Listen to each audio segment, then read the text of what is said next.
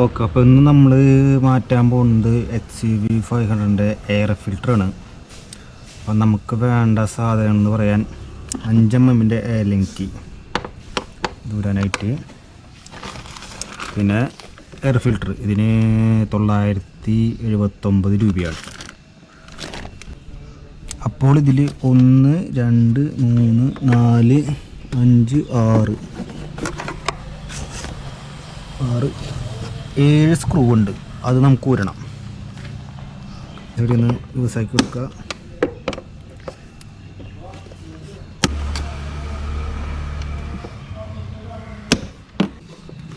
ലൂസാക്കുക. ഈ air filter മാറുന്ന ഇതെന്ന് പറഞ്ഞാൽ 2 കൊല്ലം 20,000 കിലോമീറ്ററാണ്. 20,000 കിലോമീറ്റർ 3 കൊല്ലം വരെ വെക്കാം. എന്താണെന്ന് വെച്ചാൽ ഇതിൻ്റെ ഒരു സ്പോഞ്ച് ടൈപ്പാണല്ലോ. സ്പോഞ്ച് ടൈപ്പായ കാരണം ഇത് കുറച്ച് കാലം കഴിഞ്ഞാൽ പൊടിഞ്ഞ് പോകാനുള്ള ചാൻസ് ഉണ്ട്.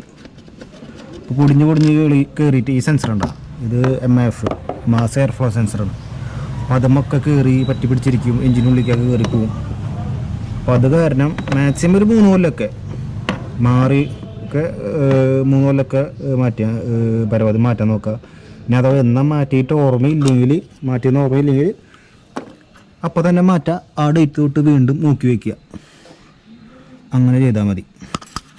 ഇത് ഊരാനായിട്ട് ഇവിടെ പിടിച്ചിട്ട് ഇങ്ങനെ പിടിക്കുക. ഒരു സിമ്പിളായിട്ട് കുറച്ച് ബലം പ്രയോഗിച്ചാൽ പോരും ഇട്ട് അങ്ങോട്ട് തള്ളാം. അതാകെ ദ്രവിച്ച് പോയി തുടങ്ങി. എടുക്കുക. കണ്ട, അത് പൊടിഞ്ഞു പോയി തുടങ്ങി. കണ്ട, പൊടിഞ്ഞു തുടങ്ങി.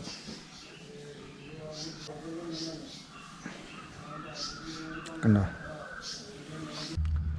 നമ്മളതിൻ്റെ ഉൾഭാഗം ക്ലീൻ ആക്കിയിട്ടുണ്ട്. എയർ ഫിൽറ്റർ വയ്ക്കാം.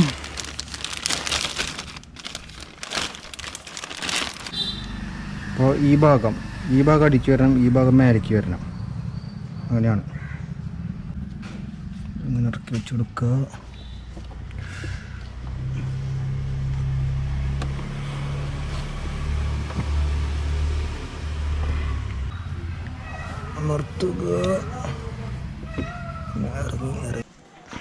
ഇപ്പോൾ നല്ലപോലെ ഇറക്കി വെച്ചിട്ട് നല്ല ബോൾട്ടിട്ട് ടൈറ്റ് ചെയ്യുക. പരിപാടി കഴിഞ്ഞു. അത്രേ ഉള്ളൂ.